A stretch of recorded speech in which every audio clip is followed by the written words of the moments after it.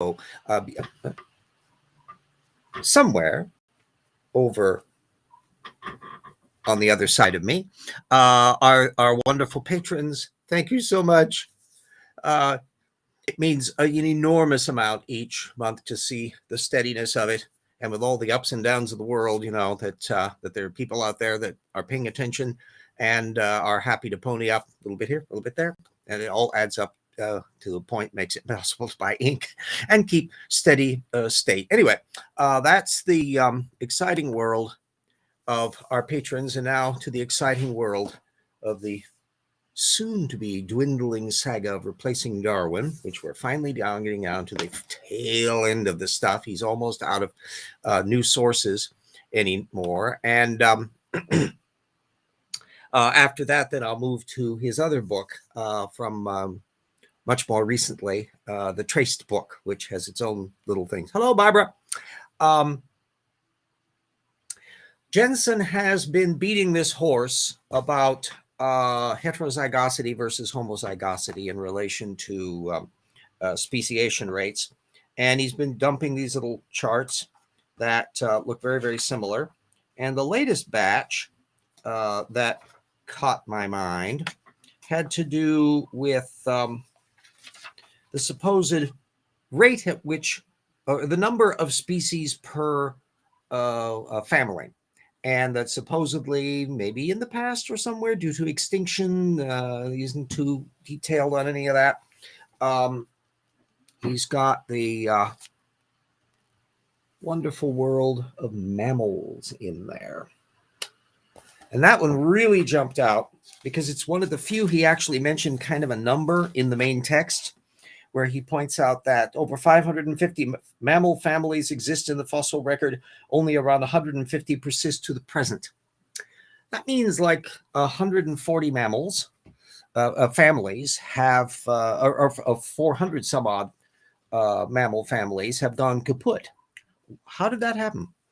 Were they on the Ark? Weren't they preserved on the Ark? What exactly was all of that? Which then brought to mind the ongoing process of the Ark encounter and the giant listing of all of the kinds that they have in there. And that prodded me to do a little bit of backgrounding on the matter of the mammals. I'll be putting a paper up from 2018 that reviewed the living mammal species and systematics of how people were trying to figure out how many families there were. And so there's a little chart in there that shows that the systematics had gone from everywhere from as low as 132 families all the way up to their new version, which gave about 167. In going through manually of the extant families, riffing off of the technical papers and Wikipedia lists and websites and all these things, it looks like they're about 150, maybe a little more than 160. That sounds good. Hello. The bit is how many of those families are going to end up on the Ark encounter, and how many of them have ambiguities if you start thinking too closely about it. But before I get off to that, I'll point out a thing about his own little chart. He had the upper range of species per family, 0 to 100, of which the highest levels, according to him, were a little over 700 species per family, and relatively few would have that high level. Well, the Muridae family, the old world rats, have 1,300 on their own. Now, they're at the, to be sure, he doesn't have the spectrum of 1,300. He only goes up there, and only shows some, which is over half of the highest level. So I'm beginning to wonder that Jeanson might be leaving some out of his perspective. Dear sweet Erica had independently, actually, she had gone to the Ark encounter and took a graph of the listing. And she built up. Hi, Jenny. Yes, long time no see. She had actually developed her own spreadsheet list and online so that we in our little network can be able to get to it. I was building my own independent list to cross-check it. Unfortunately, I had a photograph that in big swaths up in parts of the reptiles and amphibians was so saturated in the image that I had that I could tell how many entries there were, but I couldn't read all of them. So it was very important to be able to get a clear-cut image. And Erica's version that she had pinned an awful lot of stuff down.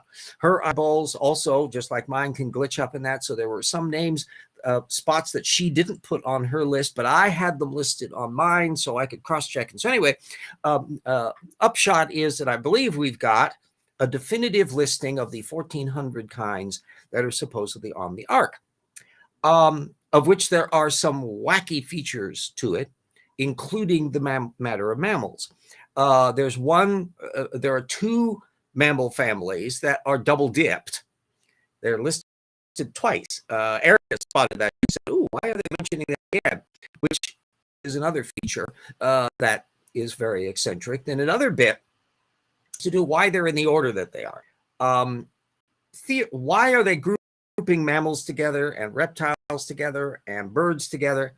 Since all the kinds by definition are one-offs, and a thing that a kind of bird that looks like another bird isn't because of common ancestry. It just, I guess, the designer felt just in a bird mood, so that's why they went off for all of that. But then, even if they decide to go, well, but common nature kind of looks at birds and thinks they're together, and mammals thinks they're kind of together, to do that arbitrarily, within that block, why aren't they in alphabetical order? Why are they in the oddball non-alphabetical order that they actually are on their kind list? Well, it looks like they're just stealing from standard systematics. In other words, they're finding the lists maybe in Wikipedia or one of the technical papers that the Wikipedia source would have drawn on in the systematic work. And they're just going down through the orders and into the various families in the sequence that they're clustered according to evolutionary theory. And so embedded in all of this is a fun stuff. One thing that just popped out of my eyeballs while I was finishing off my master list, which I just got finished with that today, is that they put the mastodons as a separate group from the elephant mammoths. That's going to be funky because Andrew Snelling thinks that all of that bunch developed from the elephants that were on the Ark as the created kind post-flood. Oh, I'm going to be talking about carcinization this Saturday. If you're free, I want to talk about crabs. Depending on circumstances, I'll see. Typically, my Wi-Fi is up and down and in and out, and that the exciting world of the crustaceans. That's an area which doesn't come up, unfortunately, enough in dealing with the Ark encounter and the flood geology stuff, simply because anything that was living in the water, they don't pay any attention to. And insects, for all practical purposes, they just kind of think that like ants and bees and all these can kind of dog paddle during the flood. And so they don't really worry about too much about it. Plus the fact, if they're going to try to have to suddenly start working through the systematics of 20,000 species of ants, and work out how many kinds there are, it may be a little bit murky. And then you got all the beetles to work with, and the nematode worms, and it just never ends. Whoops. Let me shut off a little thing here. So what this is crystallizing in my head is I wanted to be able to have a sense what we'll be doing in the appendix that will be in Rocks for Their Volume 2 will be to break the Ark encounter list down into a nice, neat cluster group of the mammals and the things, so it'll be manageable on each page. And then we'll also be producing a list, master list. And so, as we did with the phylum stuff, also will be retained in the new book as well. So this will give any scholars that want to dive in to try to figure out what the hell's going on in that Ark Encounter list to make some sense out of it, to find out what's on it, to find how easily, because anybody just looking at what few photographs there have been available, try figuring out if a particular family is on the Ark or not, or are they paying attention to it or not, particularly extinct forms. So the other bit that popped up as I was compiling all of this stuff is that it isn't immediately obvious how you go about getting a list of how many mammal fossil kinds there are, families there are. It turns out that there's sections that are dealing with it. There's several different websites. There's some of the stuff that's on Wikipedia that kind of coalesces material. But even as it is, systematics have changed in a bit. So there are certain family groupings that are kind of gone by the wayside or were idiosyncratically put forward by particular taxonomists, but they didn't supersede others. And so there's kind of the consensus view that they've gone on as cladistics has taken up a bigger role in organizing systematics and all that. So what I'm trying to do is to build up a master template that I can then cross-compare to see whether or not there are any more little weird eccentricities in how they're structuring this stuff, along with the elephant example and the other stuff. I already pointed out a few weeks ago how Nathaniel Jeanson was simply adopting the convention of conventional systematic evolutionary thinking in the way he treated certain components in the charts of what he clarified as a family or not. And so this parasitism that's popping up is just absolutely endemic. Yes, flood is totally the reason why we have so many mosquitoes and caused all of that water. They totally must have had an egg-laying field. That's another little matter of what do critters do? What do algae do in a post-flood environment where they've got, wow, great amounts of stuff and things are rotting and, you know, all these bodies all over the place that are all glumping up? Why don't we find more examples of kind of mega muck and leftovers rather than what we actually find? Part two of our little discussion, I'll be this mammal paper is the one that I'll be sticking up in the direct linkage. The part two relates to stuff that's also going to get really played out in volume 2 of Rocks, which is human evolution and the creationist dervish dismissal of information. I'll be putting a link up to a little bit from Brian Thomas from now a couple of years ago, 2020. How do hominids fit with the Bible? And by which he has the classic classification trope of it's either an ape or it's a human being, and there can't be a middle ground. So he makes the mistake of citing a bunch of papers that are perfectly fine papers and are open access that I'll be able to link to you. First, he cites a paper from 2018 from De Silva to support Thomas's contention that the Australopith feet are, quote, just like chimps. No, not really. Then there's Australopithecus sediba, which Thomas asserts, quote, did not combine different features but different species, like the famous Piltdown forgery Sediba below, citing a 27 piece from Anne Gibbons, which had made no such assertion. I'll be putting a link into that. Then on Homo floresiensis, the little hobbit, Thomas accepts without reservation the notion that they were microcephalic, deformed human beings, rather living quite recently, rather than a very unusual offshoot of maybe Australopithecines, maybe Homo erectus, some other context.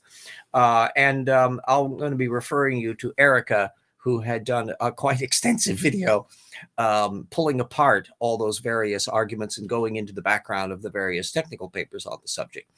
So all of this relates to the ultimate need amongst anti-evolutionists in general to get rid of human evolution.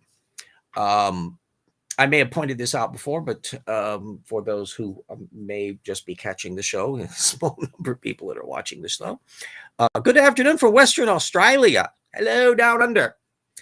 Must be terribly awkward for our flat Earth friends to have to worry about how to deal with their viewers in Australia. I am sure the Earth is actually taco-shaped flavor, so that resolves all the problems, doesn't it? Yeah.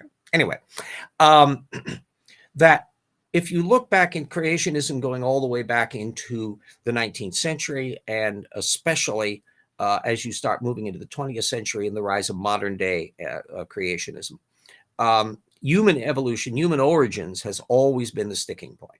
And it was possible for people to kind of accommodate evolution into their framework so long as human beings could be kept separate from it. Even up until fairly recently, the Catholic Church has kind of divided the line that evolution is fine up until people, that's a special thing. Just keep your hands off of that.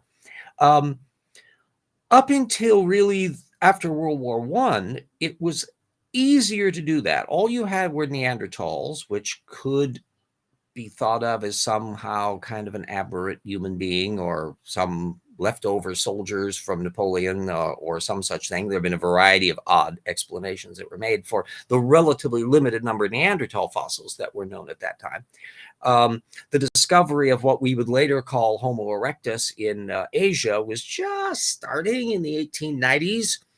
And the big shoe dropping of Australopithecines in Africa, where Darwin was telling people all during his thinking, I suspect human beings evolved out of Africa. This did not set well with an awful lot of racists. Ernst Haeckel wanted it to be in Asia. Some of the attempts to find Piltdown Man and indeed some stuff in America were all to get, we want Britain and we want the United States to be part of this great show, not Africa. Ooh, grr.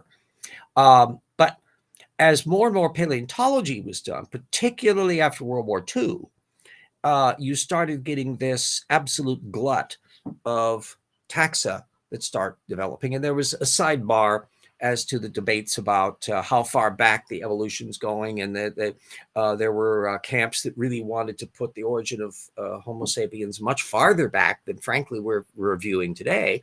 And so there was some debates about Homo habilis and Homo erectus and how things were classified that were like shooting wars between the various camps that are now pretty much irrelevant because of improved fossils and genetic data, because we're starting to push more and more of the stuff back. We can find Neanderthal DNA and all of that, and the newer cladistic systematics that clarifies the thing. So by the time then you get down to that area, there's no way that you can demark regular evolution from human evolution. And that's when anti-evolutionism kicks into the gear that it's in now, where either you kind of throw up your hands and go, yeah, it's a fact of nature, we just got to live with it, and you work the theology and figure out how to deal with it, or they have to junk all of evolution. But the reason why they're having to do that is because those lines will force them to be able to cross the boundary into human evolution. That's I remember some Christians saying Cain's wife or Neanderthal incest for sapiens. That one is a peculiar one, is a little sidebar. I can't recall any major, either ICR, AIG, or any of the others dealing with that one. So this sounds like something that was going along in the kind of basement, in the same way that there's a small body of occasional Adventists and that have problems with dinosaurs being real and stuff like that. You get the homeschool subculture, and that will come up with that. The differentiation, and this is going to come up in the discussion of the both biblical and scientific racism angles that have occurred in the 19th and 20th century, is that if you come from a biblical perspective and you've got a relatively limited number of characters coming out of creation, and especially Noah's Ark, you have to pigeonhole everything into that. And so the desire to kind of peg names to people and put things up to account for circumstances, you still find operating in Nathaniel Jensen's stuff and Jeffrey Tompkins and the others, as they're trying to find a way of putting the filter to match. If you look back at the whole sweep of the existing fossils, we're in the situation of a wide panoply of Australopithecines. This was a thing that had to bite the dust. That was a thing you're going, is this a big problem?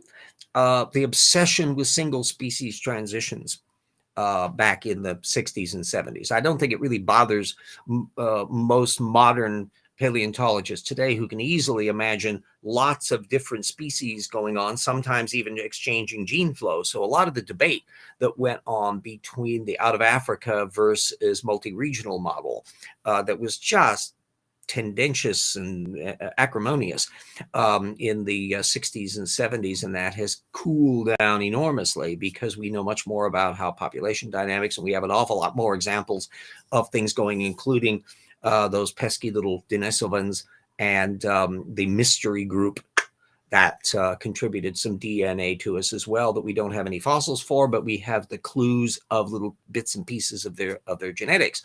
Maybe one of these days somebody will find some fossils that where they'll be able to do analysis of teeth and stuff and be able to ping that data down. So the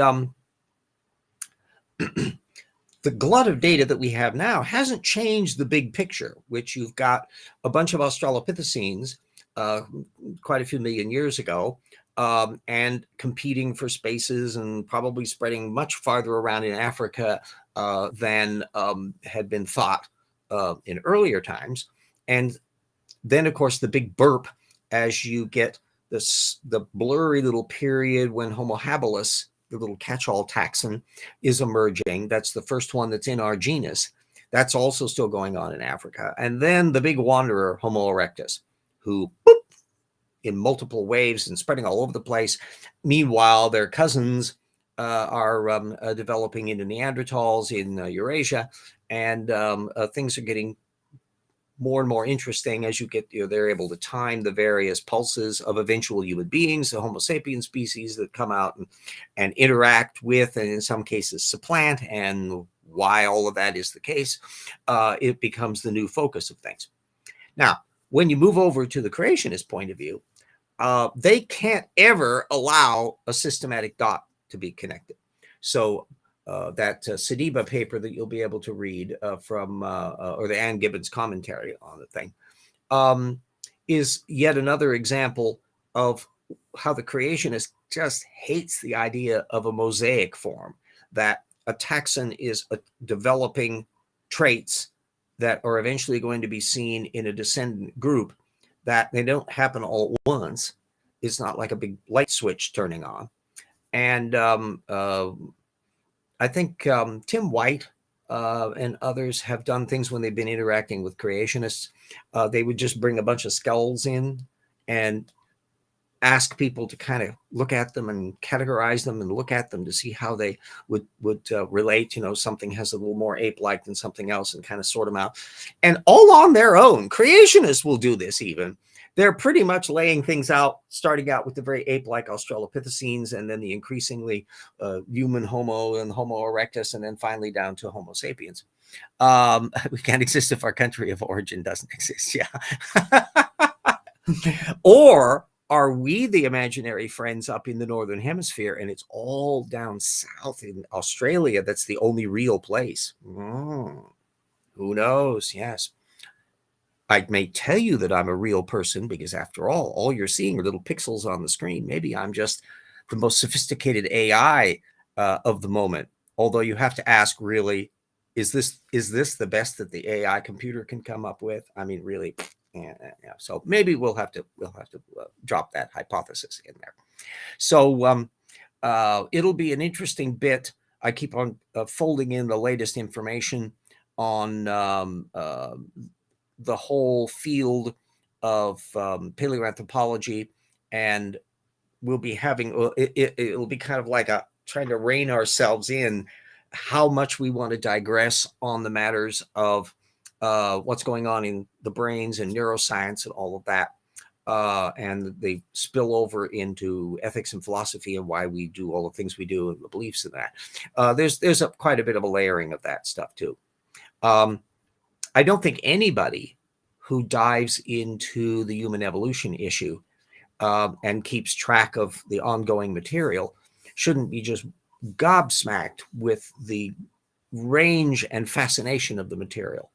And an area that we'll be covering, of course, and it's something that anybody can ponder, is the implications of what's going on in human minds based on the tools that are found and the artifacts that are found.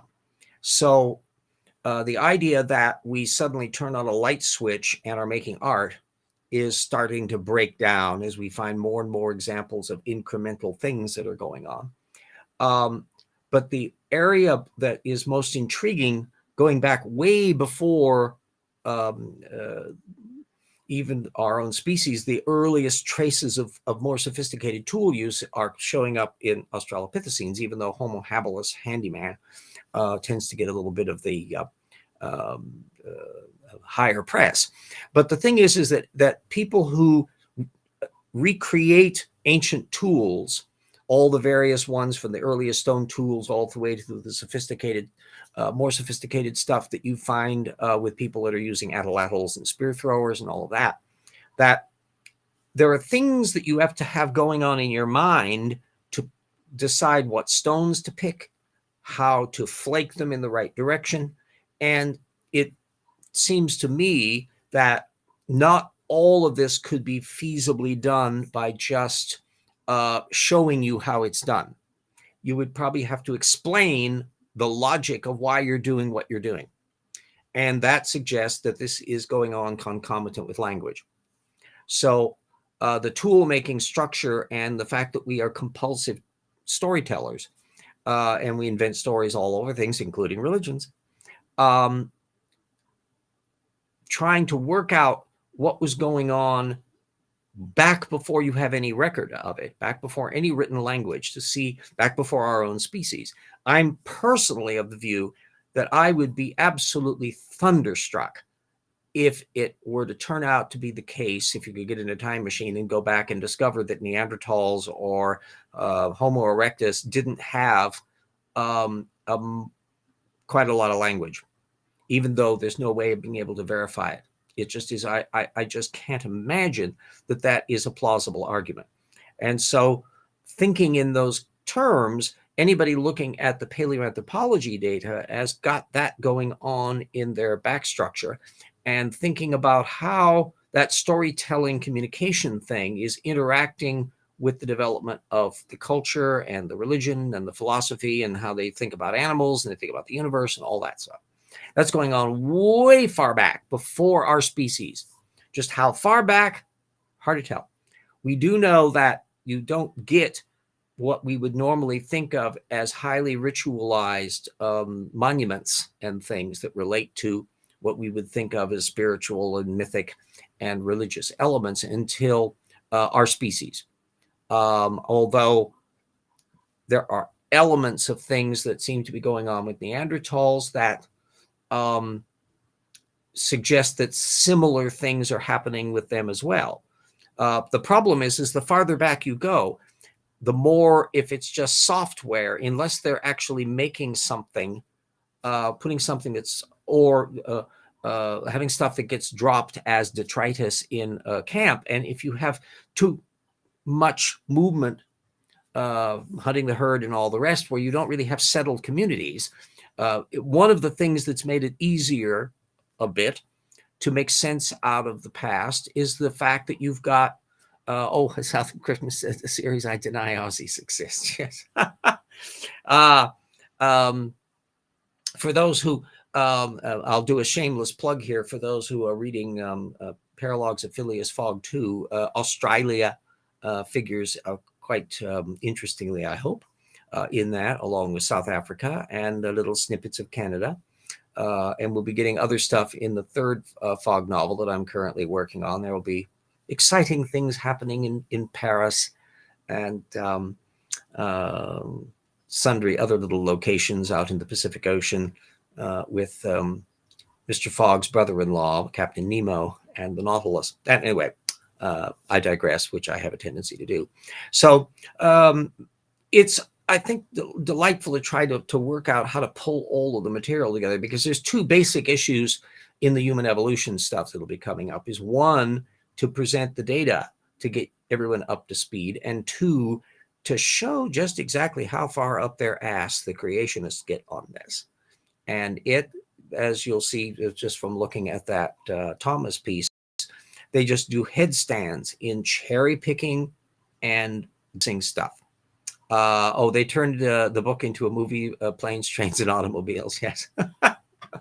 Well, the road trip expedition thing is a long one. I mean, if you think, you could think of the Odyssey as that kind of an example, and the idea of traveling to far away places and having extraordinary adventures. You know, that's the whole gist of Lord of the Rings and The Hobbit and all that.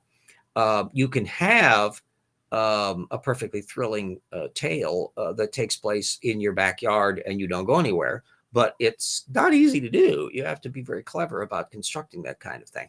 But if you get up and go someplace, you automatically have a dynamic, and that, how much of that was playing a role in the development of our species.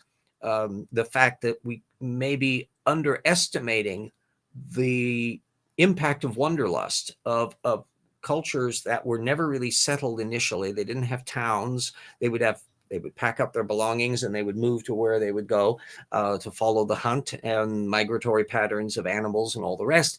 And we know that a case in the Americas, where they were settled with such incredible speed that you can't but think about how people, every mountain they go over and valley they encounter, they're connecting this up to their lore.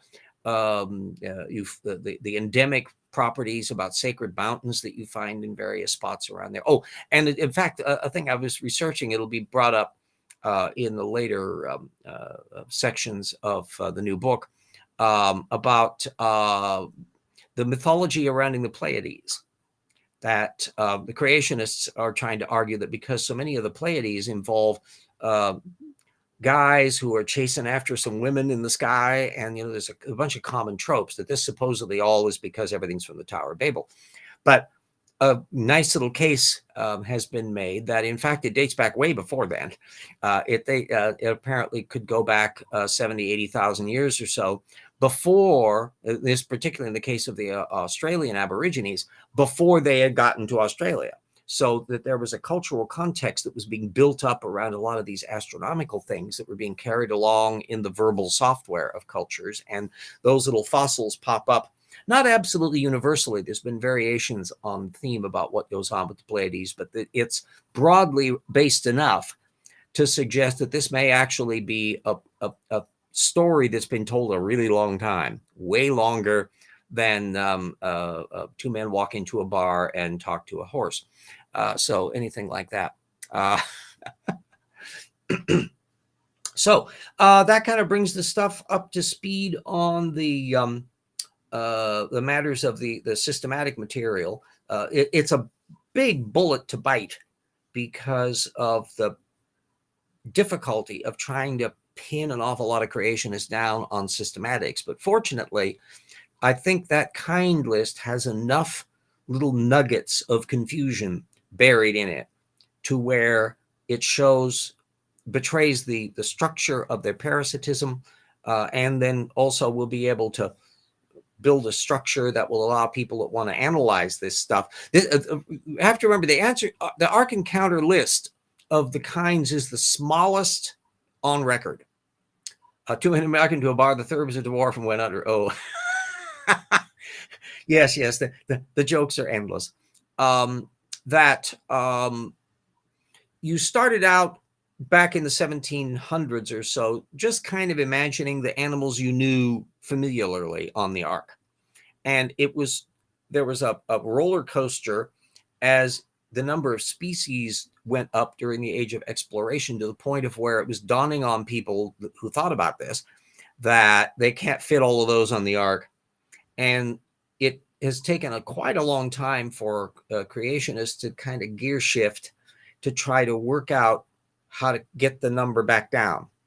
And this has ultimately led to a problem, because in order to keep the number of kinds down, they've got to have lots of speciation going on. And this has led to a potential schism, as Joel Duff has called attention to, as the Answers in Genesis set have started to draw the circle wagons into a circle to complain about the evolutionary creationism of Kurt Wise and Kavanaugh and others, who are applying their baraminology things, and they're the ones doing the work, that are trying to basically defend that family level or trim things down and keep it tidy, and has led to such things as a Sediba being put in the human Hall of Barrowman based upon some of their analysis. And so, of course, Brian Thomas is operating over in ICR land, and they've got their own little networks of stuff to deal with. Those who have Rocks for Their Volume 1 will probably recall the chart that's in there that expanded on one that's been done in other works, but we've added on newer examples of the confusion among creationists as to how to classify the various fossil hominids, and how sometimes the same author has reclassified the same taxon as either an ape or a human. And there's been more and more of a tendency to suck more and more of the paleontological groups into the human bit. And it's such an arbitrary game that goes on in there. So it's just a wacky thing they can do. The best they can do is one kind, a eukaryote. Yeah, you'd think they would just bite the bullet and just say, you know, that all they have to do is to have life being made. Of course, you would have to go back, back to prokaryotes, actually. You'd have to go back that far. The entire living thing is one gigantic monobaramin with all the material come along. And old Earth creationists and intelligent designers can theoretically take that option quite easily. But the daunting character of trying to do detailed systematics within an anti-evolution context where some things aren't related to other things means you also have to figure out, is anything related to anything? And you bog down into an absolute quagmire of confusion as you start to go into an awful lot of areas. Sometimes they can be carefully selected when, again, something that we pointed out in book 1, how Kurt Wise, or I always get Kurt Wise and Todd Wood confused. I think Kurt Wise's book from 2008, where he had examples of various barrowmans, and he dove into the bats.